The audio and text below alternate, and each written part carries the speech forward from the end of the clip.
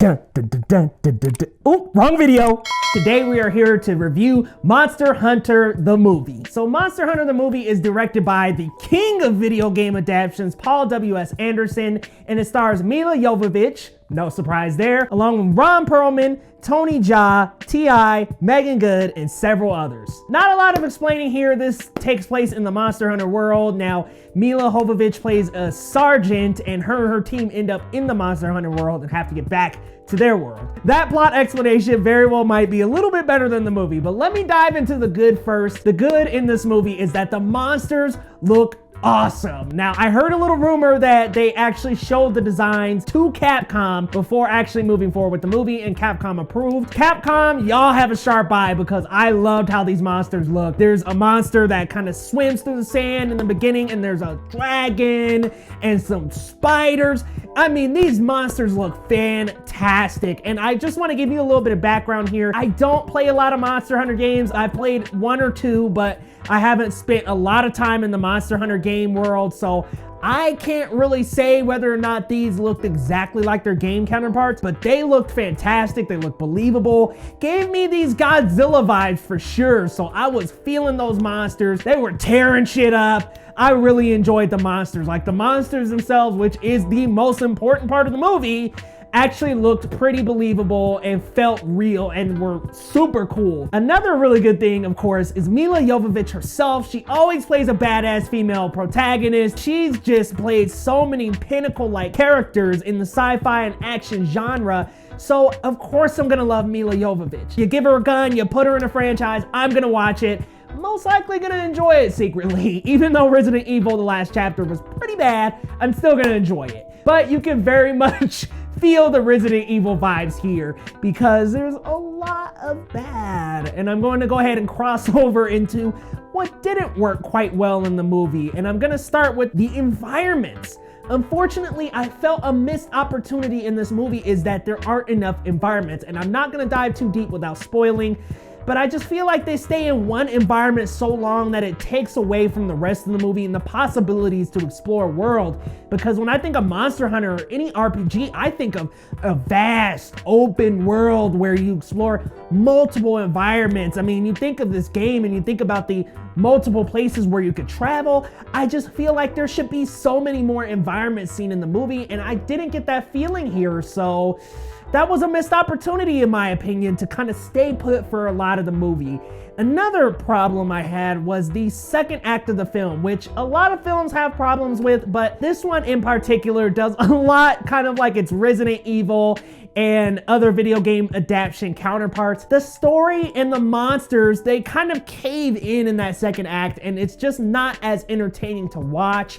So it very much dawdles and dwindles around in the middle of the movie, and that very much took me out of it. I really wanted to be in it a lot because the moments with the monsters were really cool. So I enjoyed those monsters, but I just didn't find myself really attuned when things ramped down. So when there wasn't a lot of crashing and a lot of destruction from the monsters, I couldn't find myself as captivated, and it's not like these movies are going to be. The director, Paul W.S. Anderson, did Resident Evil, Dead or Alive, Mortal Kombat. He's done plenty of game adaptation movies, and all of them follow this same formula. When they're not fighting or they're not taking on vampires, it just kind of simmers down. So that's how I feel about this movie. It follows that same formula. When we're outside of the actual threat, I'm not really that captivated. The script isn't that capturing. Hey, we have Ron Perlman, but still a character that I was like, but I did like the interaction between Milla Jovovich's character and the hunter. I thought they had a cool dynamic. They were friends, and the hunter didn't speak the same language as her, so there was this language barrier,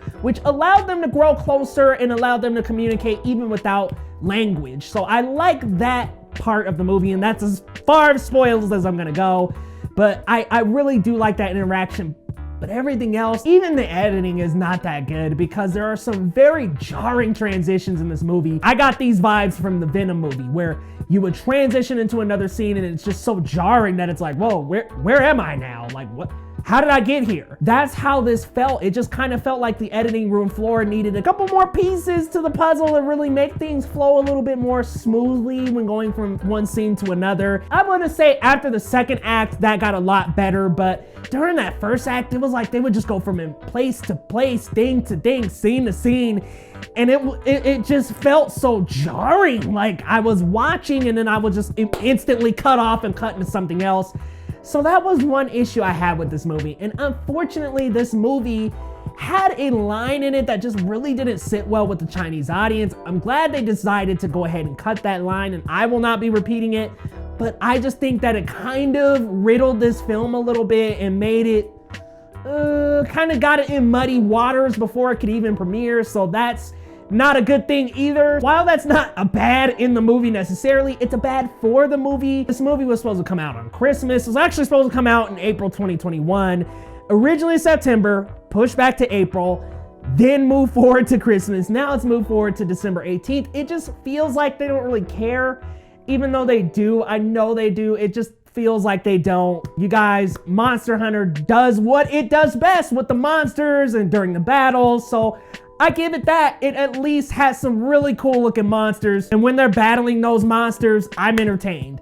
So I gotta give Monster Hunter out of 10. I'm going to 5.5. Look, everything else just doesn't really come up to par. The monsters, Milla, Jovovich, those are the great things in this movie, and then everything else kind of just falls on its face in terms of being in comparison to those two things. So I loved Jovovich and the monsters.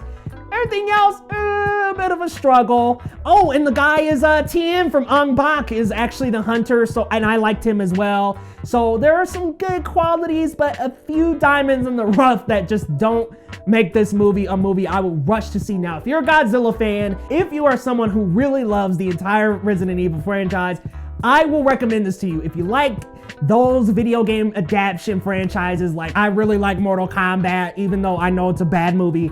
I like Mortal Kombat. It's cheesy. It's totally not a movie that I will put on to study even. It's just a cheesy kickback popcorn movie. That's how this feels. With the exception of that second act, unfortunately, it just doesn't keep up the entertainment value. But guys, you'll have to let me know what you think when you see Monster Hunter. Let me know your thoughts. I'm so glad I could bring this review to you early. Big shout out to Sony for sending me this movie early so I can provide you guys with the early review. And as always, go ahead and hit that subscribe button and ding that bell for the latest in movies, TV shows with a sprinkle of anime and gaming from your boy Leo Rydell here from Geekly Goods, guys, and we'll see you next time.